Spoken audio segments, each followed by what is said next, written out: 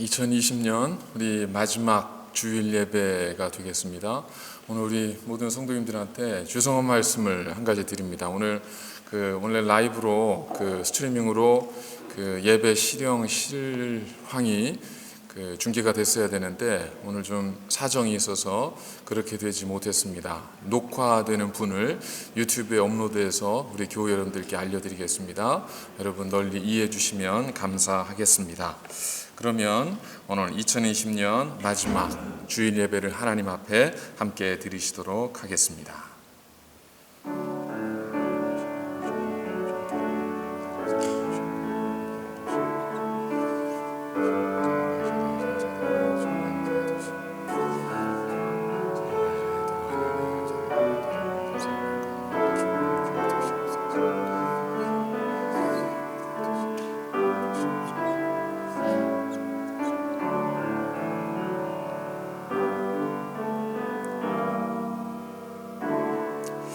할렐루야. 새 노래로 여호와께 노래하며 성도의 모임 가운데서 찬양할지어다.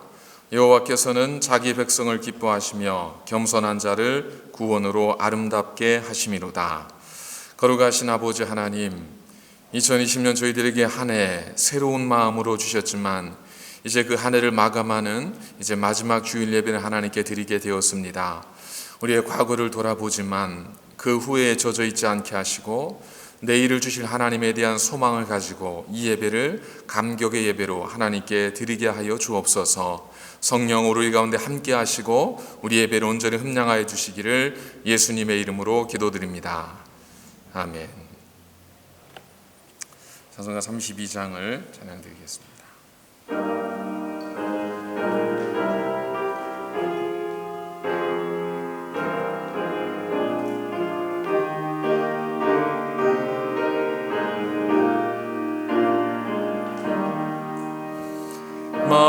만유의 주제 존귀하신 예수 사람이 되신 하나님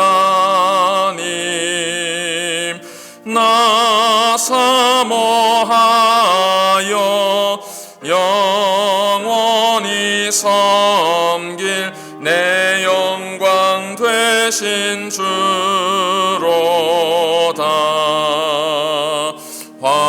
화려한 동산 무성한 저수모 다 아름답고 묘하나 순전한 예수 더 아름다워 봄 같은 기쁨 주시네. 광명한 해와 명랑한 저 달빛 수많은 별들 빛나나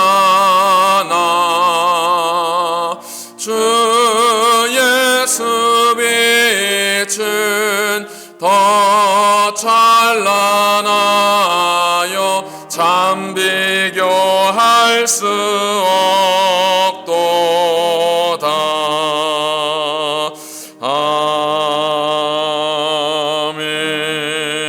아멘. 우리 죄를 다 함께 하나님 앞에 고백하시겠습니다. 거룩하신 하나님, 우리의 지은 죄를 회개하오니 용서하여 주옵소서. 믿음의 공동체로 부름 받았음에도 믿음의 성숙함을 구하지 못했습니다. 소망의 공동체로 세움 받았음에도 하늘의 소망보다 세상의 소망을 더 사랑했습니다. 사랑의 공동체로 택하신 교회 안에서 진심 어린 사랑을 나누지 못했습니다. 입술의 고백에만 머물렀던 우리의 신앙을 고백하오니 용서하여 주옵소서. 예수님의 이름으로 기도드립니다. 아멘.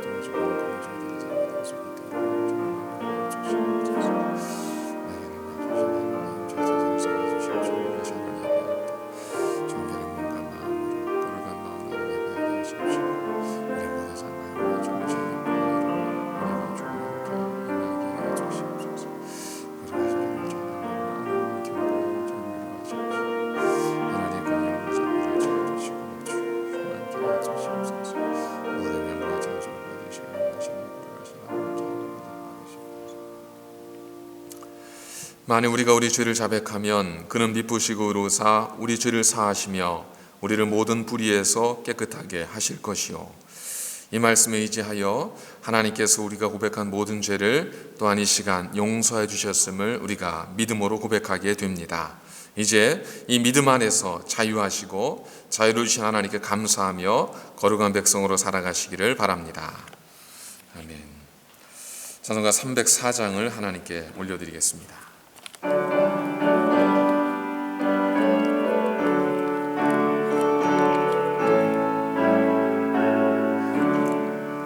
그 크신 하나님의 사랑 말로 다 형용 못하네.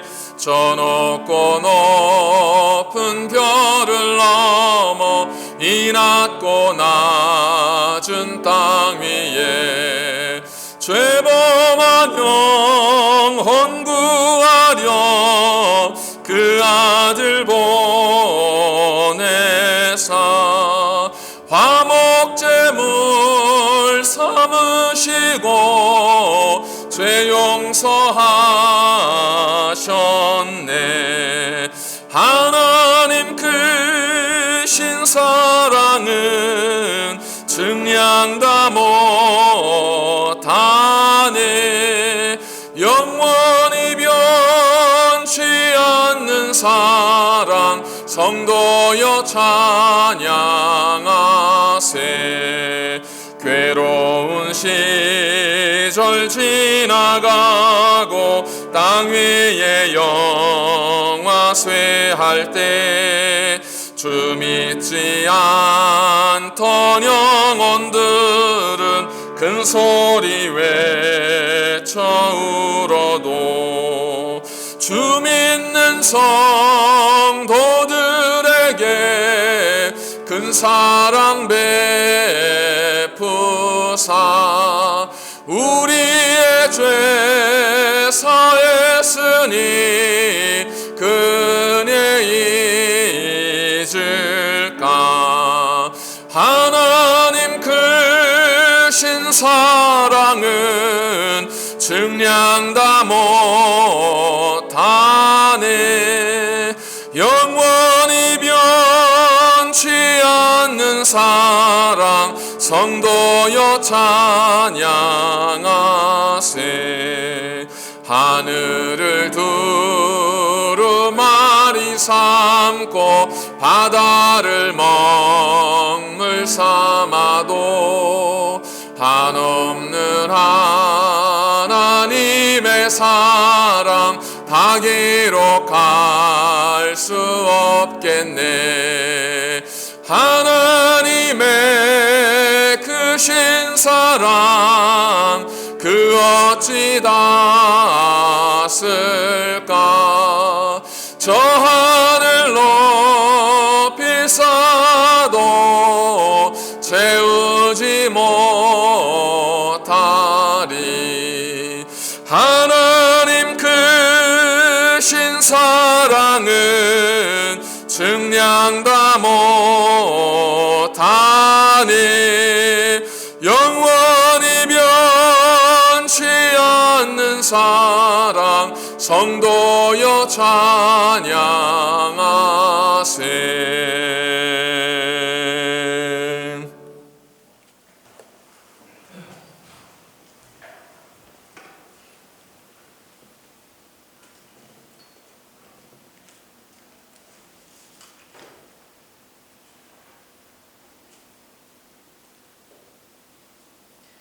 사랑의 하나님 아버지, 어느덧 2020년 한 해를 다 보내고 그 마지막 주일에 주 하나님께 찬양과 경배로 예배드리고자 이 자리에 모였습니다.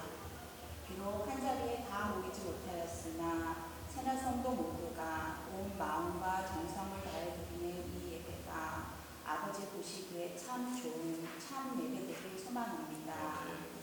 올 한 해도 변함없는 주의 은혜로 잘 마무리하게 하여 주시니 감사드립니다. 비록 올해는 코비드19로 인해 온 세상이 불안과 고통 속에 있고 아직도 끝나지 않은 상황이라 여전히 어려운 가운데 있지만 이러한 가운데도 감사의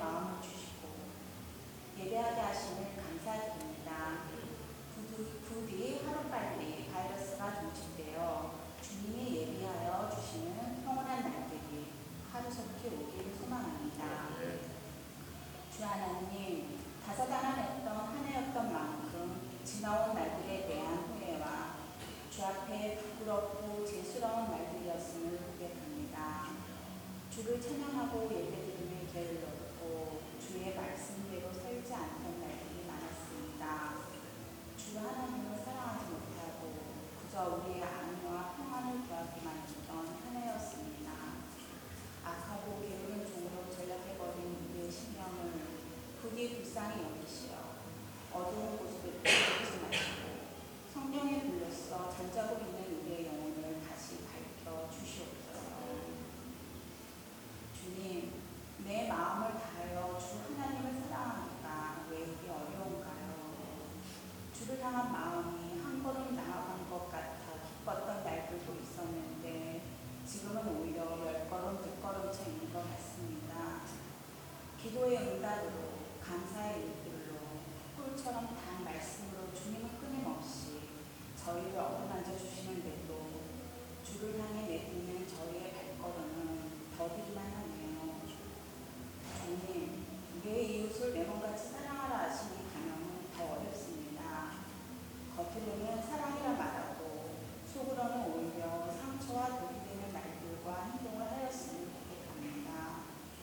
모두 다 어려운 시간을 보내고 있기에 더욱 섬기고 중부로서 서로의 복을 빌어줘야 하는 시기인데도 몸이 멀어져 있는 만큼 마음도 멀어져 있는 것 같습니다.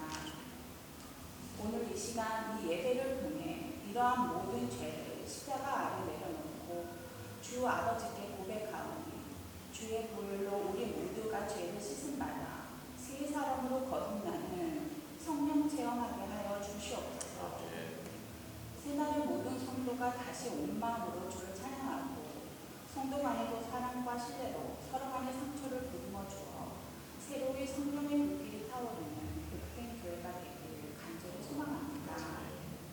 주님, 오늘은 유아부 어린이 교회에서 졸업 예배로서 주께 영광 돌리는 예배를 드리고 있습니다.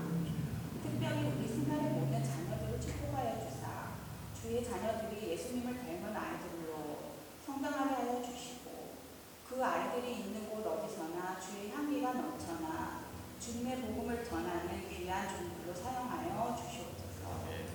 아이들의 참 신앙을 위해 늘 기도와 사랑으로 애쓰고 있는 교사들을 특히 귀히 여기시어 그들의 가정에 큰 복 내려주시기를 간절히 소망합니다.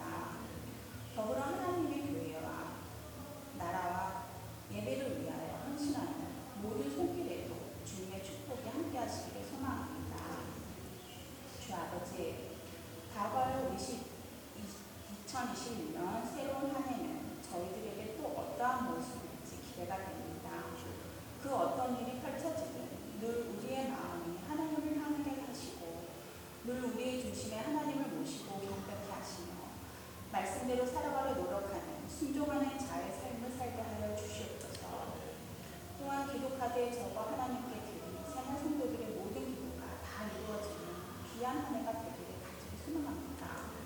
그로 인해 우리 신학교회에 은혜의 간증이 넘쳐나고 성령의 불길이 타올라 온 땅에 주의 말씀이 선포되는 복음의 통로가 되는 새날이 되게 하여 주시옵소서. 늘 주님이 우리가 함께 하시기를 믿사오며 우리 주 예수 그리스도 이름으로 간절히 기도드립니다. 아멘.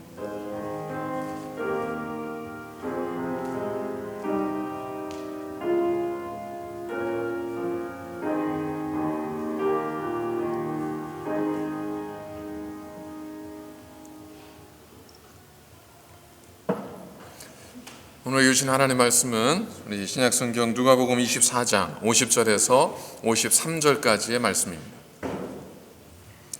누가복음 24장 50절에서 53절까지의 말씀입니다.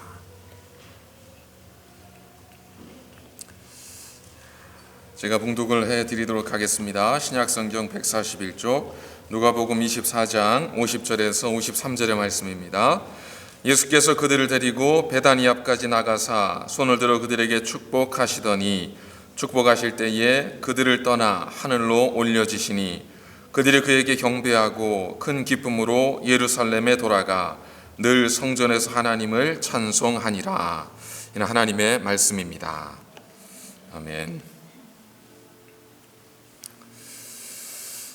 시간이 흘러간다는 것, 우리가 살아간다는 것, 성장한다는 것 모두가 다 변화와 관련이 되어 있습니다. 시간이 흘러가면 세상의 모든 것들은 다 변하게 되어 있습니다. 그것이 눈에 보이는 변화이든 혹은 눈에 보이지 않는 작은 변화이든 어느덧 얼굴에 늘어난 주름이 느껴지지만 그 주름은 어느 날 생긴 것이 아니라 날마다 흘러가는 시간 속에 찾아온 우리의 삶의 변화, 내 몸의 변화인 것이겠죠. 이 변화는 퇴보하는 쪽으로 가느냐 아니면 성숙해져 가는 쪽으로 가느냐에 따라서 그 변화의 결과는 우리의 기쁨이 되기도 하고 또 슬픔이 되기도 하고 절망이 되기도 하고 소망이 되기도 합니다. 변화라고 하는 것은 사물의 성질이나 모양, 상태가 변하는 것, 바뀌어지는 것, 그것을 의미하게 되죠. 그런데 우리가 사람의 변화에 대해서 이야기할 때 단순히 모양이 변하고 외형이 변한 것, 그걸 주로 가리키기보다는 사람의 변화에 대해서 얘기할 때는 그 사람의 내면 혹은 인격, 그 사람의 태도, 그 사람의 몸과 마음의 가짐, 그리고 신앙의 모습, 이러한 것들이 변하는 것을 가리켜서 우리가 사람의 변화라고 주로 이야기를 합니다. 그러면 사람은 변할 수 있을까? 몸은 얼마든지 변하는데 그 사람의 인격과 신앙과 그 사람의 태도와 그 사람의 깊이와 그 사람의 어떤 내면의 기품이 과연 변할 수 있을까? 예, 변할 수 있죠. 변하지 않으면 그게 사람이 아니겠죠. 그러나 이 변한다는 것이 우리가 생각하는 것처럼 그렇게 쉬운 것은 아닌 것 같습니다. 보면 참 변한 것 같은데 어느 순간 갑자기 예전의 모습 그대로 돌아와 있는 모습을 보기도 하고요. 우리도 보면 내가 좀 많이 변한 것 같아요. 그런데 어느 순간 내 모습을 보면 야, 내가 정말 예전과 전에 변한 게 없구나 하는 것을 우리가 느끼게 될 때가 종종 있지 않습니까?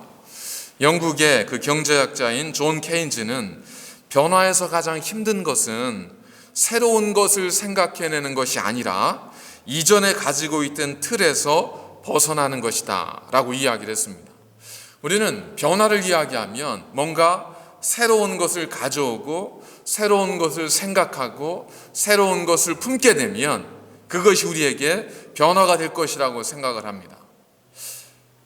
예를 들어 다이어트 같은 경우도 새로운 프로그램을 내가 가져오고 어떤 새로운 방식을 내가 알게 되고 누군가 아무도 알지 못하는 새로운 비결 같은 것을 우리가 알게 되면 그것이 내게 변화를 줄 것이라고 생각하지만 다이어트에 있어서도 다이어트의 효과를 보는 확률은 20%를 넘지를 못합니다.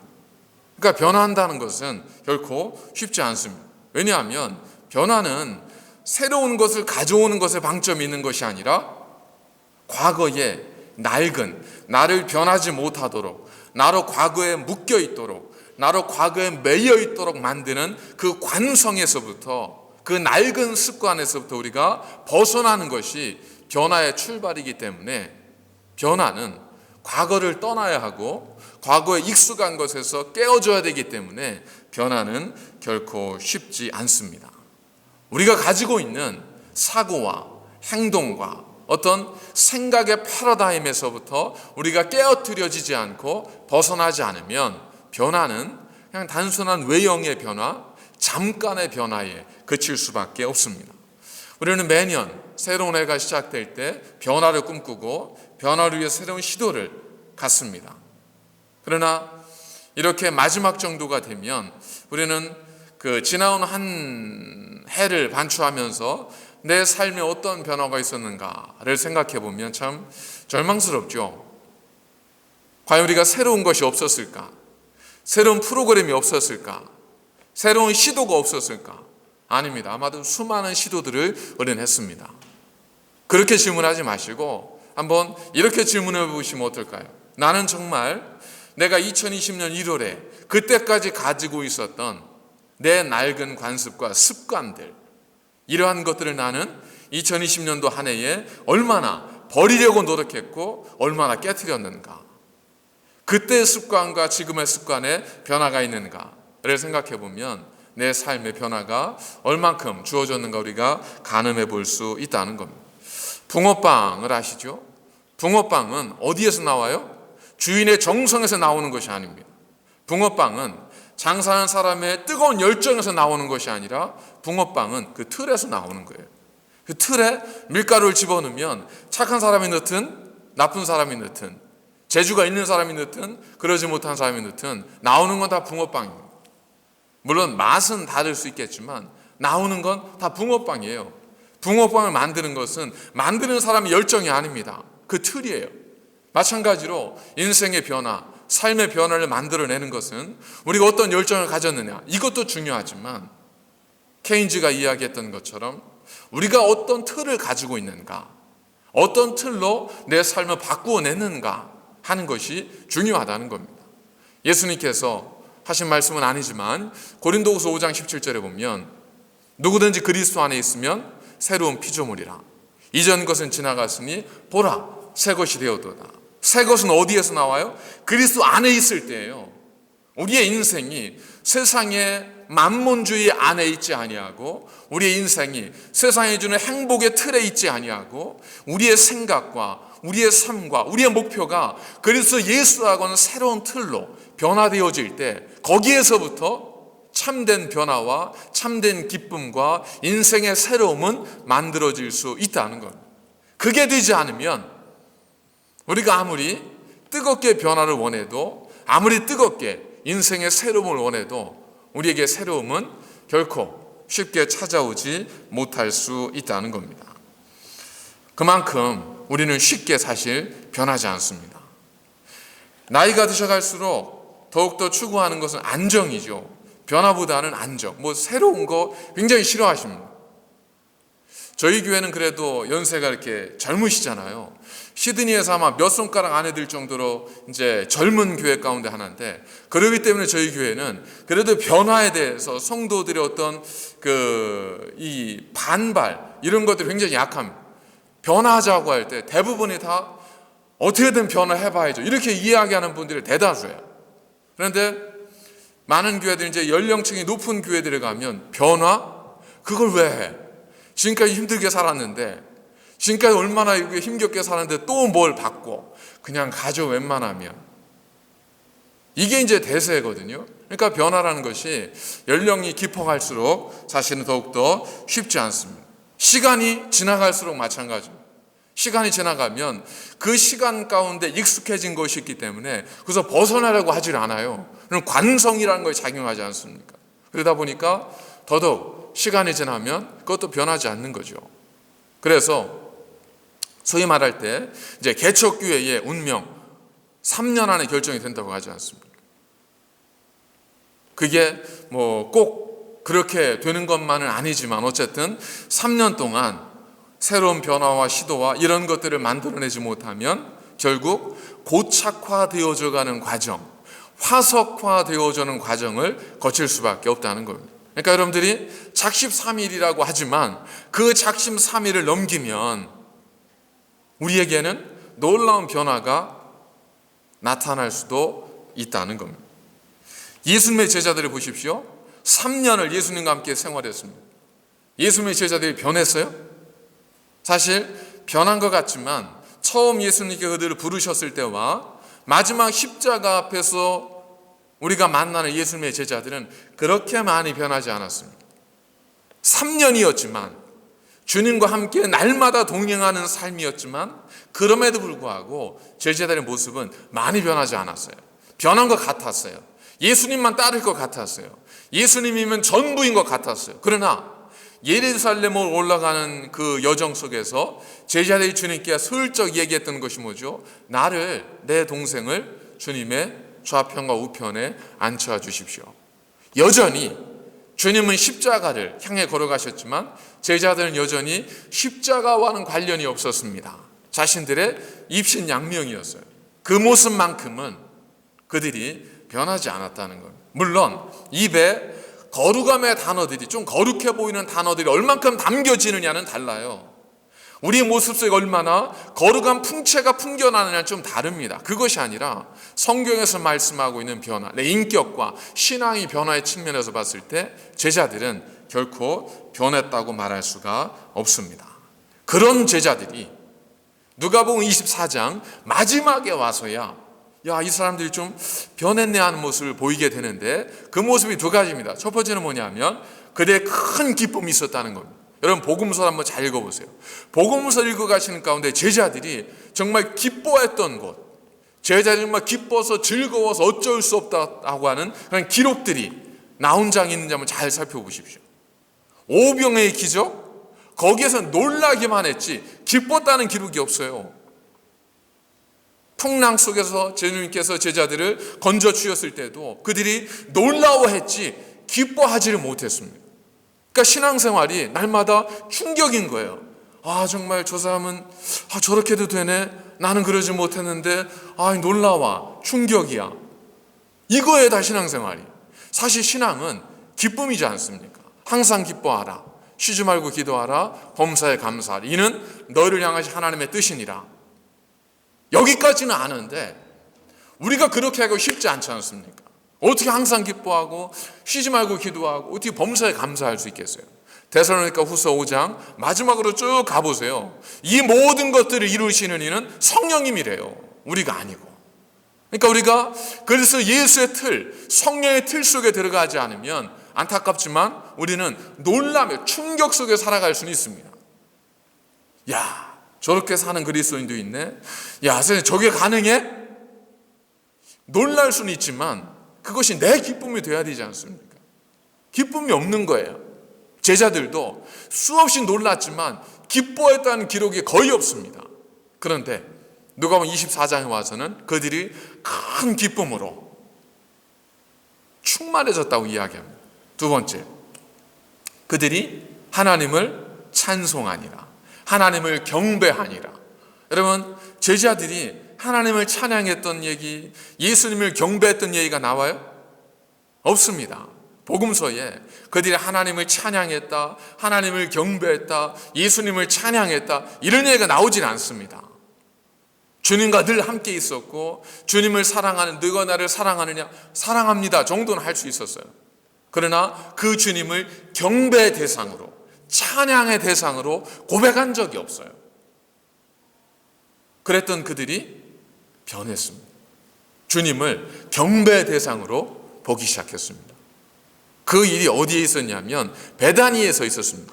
예루살렘에 있는 제자들을 주님께서 베다니로 데려왔어요. 그 베다니에서 주님께서 오늘 이 장면을 우리에게 전하시고 있는 겁니다. 그 제자들이 다시금 예루살렘으로 돌아가는데, 돌아갈 때 제자들의 모습이 큰 기쁨과 하나님을 찬양함이 가득한 거예요.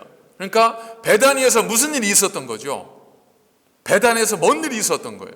무슨 일이 있었을까? 무엇이 제자들 그토록 기쁨과 찬양과 감사의 삶으로 변화시켰을까? 오늘 저희들이 살펴보고자 하는 것은 바로 그겁니다.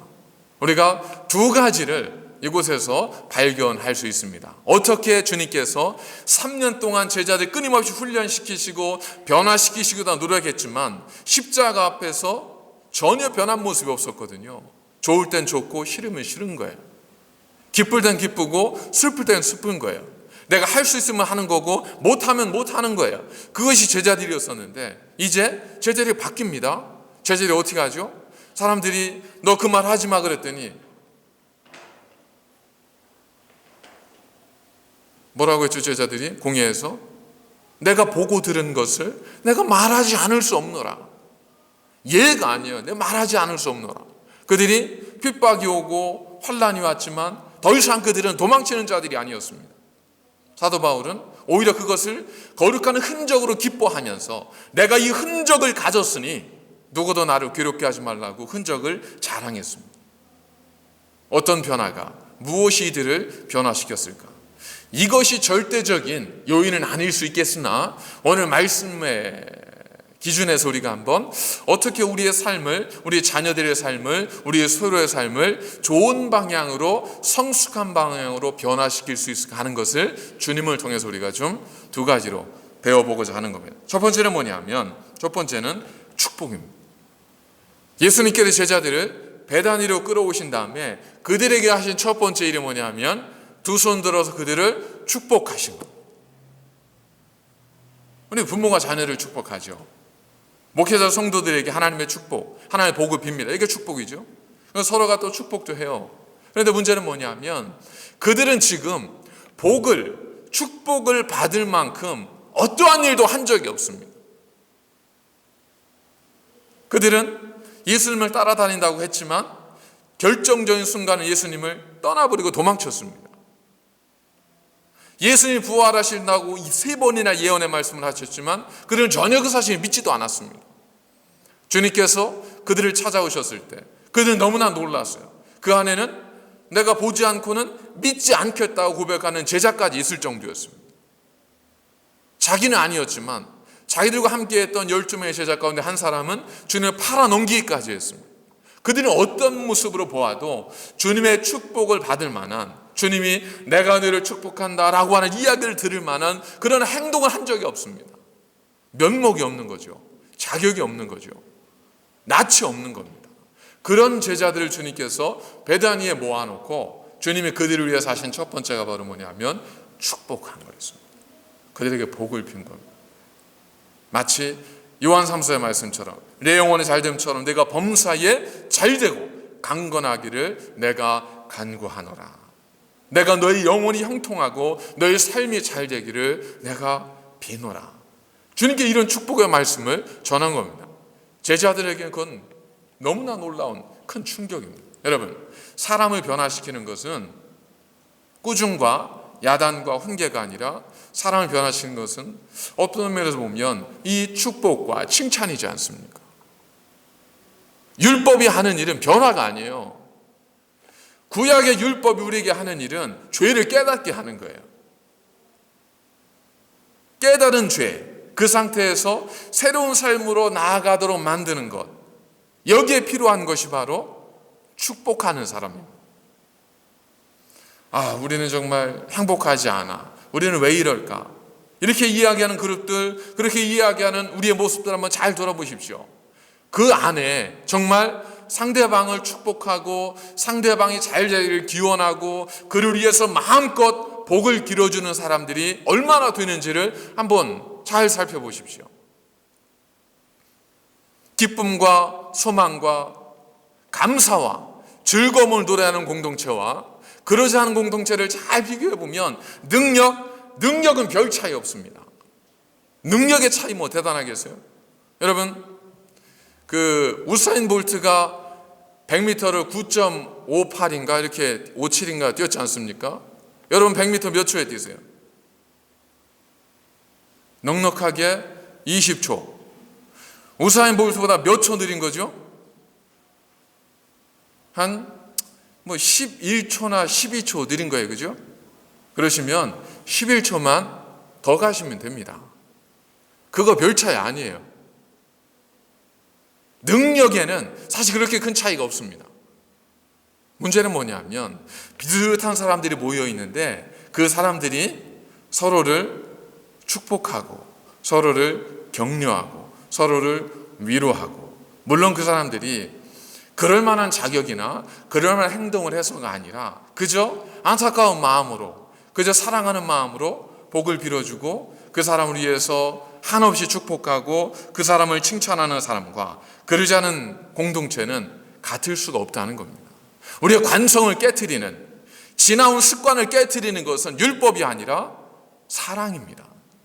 그걸 잘 보여주는 예가 뭐냐면 야곱이에요. 야곱이 얼마나 사기꾼 같은 인생을 살았습니까? 그러던 야곱이 고향으로 돌아가고 싶은 거예요. 근데 형 에서가 받아주질 않아요. 자기 간다고 하니까 자기 부하들을 데리고 동생 야곱을 아마 죽이기 위해서 쫓아오는 거겠죠. 그러자 이 동생이 그 소식을 듣고 두려워 벌벌 떱니다. 그러다가 야복 강가에서 그가 하나님 앞에 어쩔 수 없이 무릎 꿇고 사정하지 않습니까? 그러자 천사가 그에게 딱 나타나요. 밤새 씨름하죠. 여러분, 요셉이 천사와 씨름하면서 뭘 요구했는 줄 아세요? 하나님, 내 형 에서가 나를 죽이러 오니까 정 에서의 마음을 변화시켜 주세요. 정 에서의 말이 다리 모공도에 또 부러지게 해주세요. 저 에서가 다른 사람 공격받아 사라지게 해주세요. 이거 기도한 거 아닙니다. 야곱이 그 천사를 붙들고 기도했던 게 바로 뭐냐면 한 가지예요. 그가 이르되 날이 새려하니 나로 가게 하라. 야곱이 이르되 당신이 내게 축복하지 아니하면 가게 하지 않겠습니다. 이것이 야곱의 기도였습니다.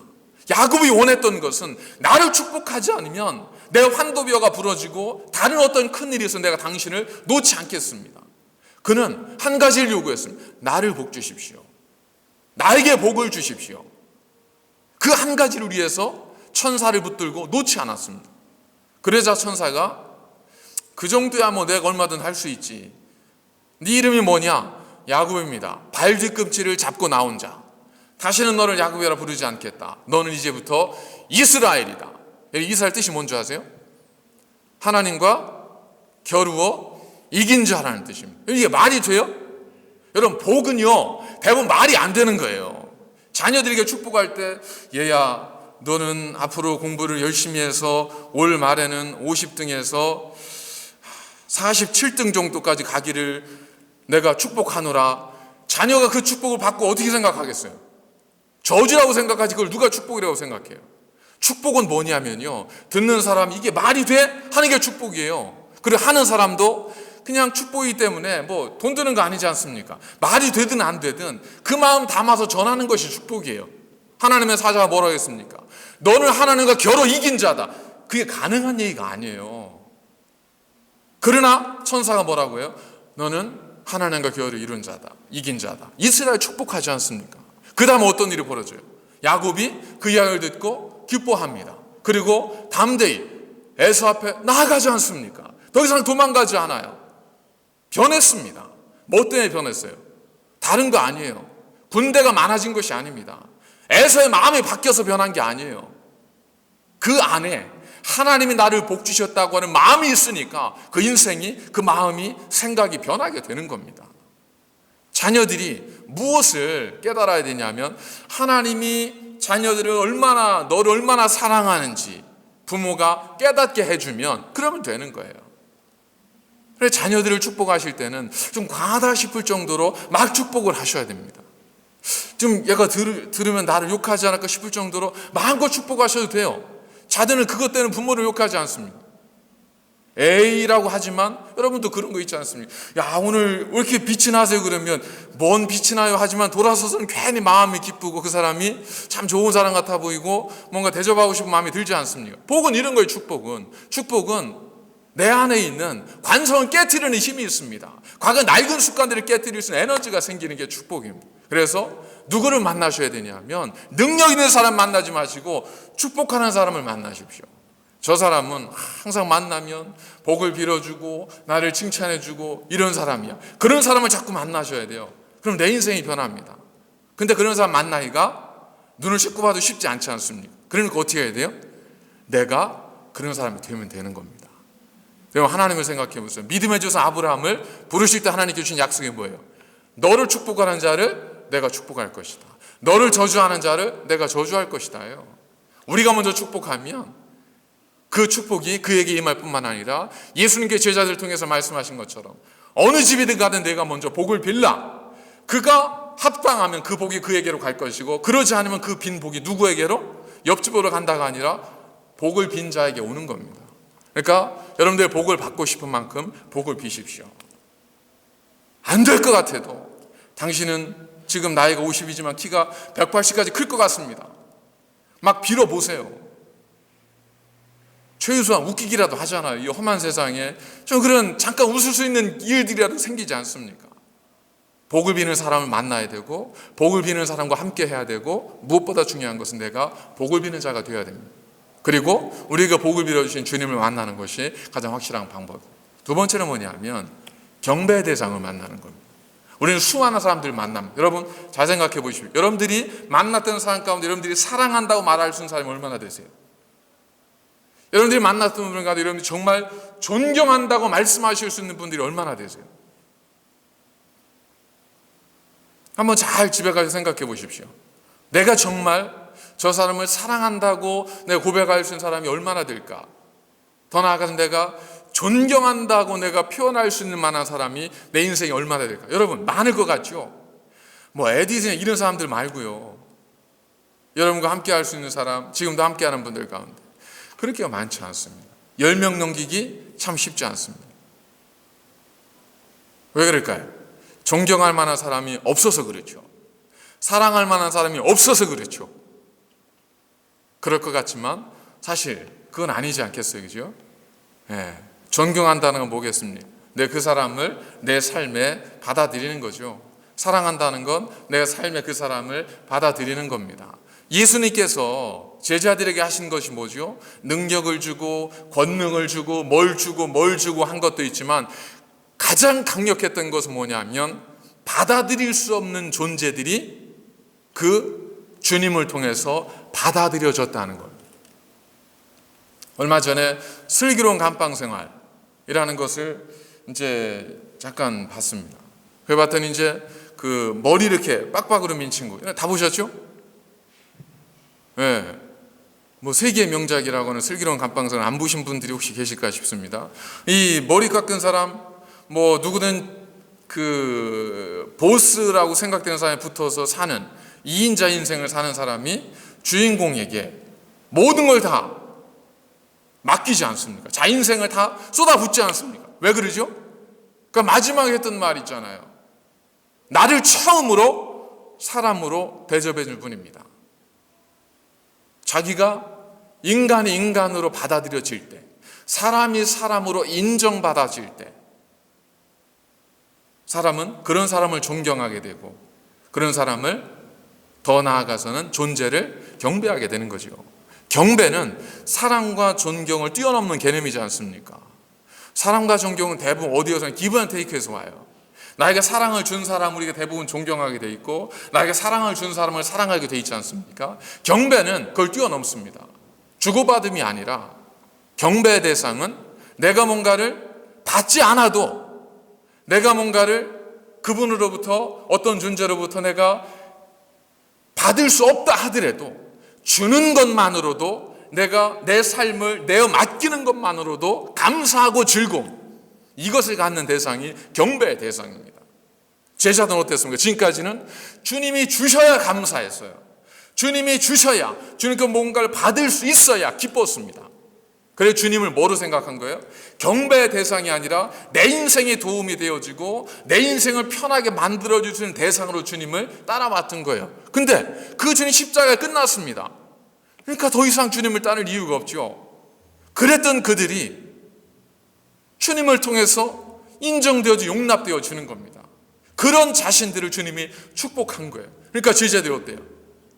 거기서 놀라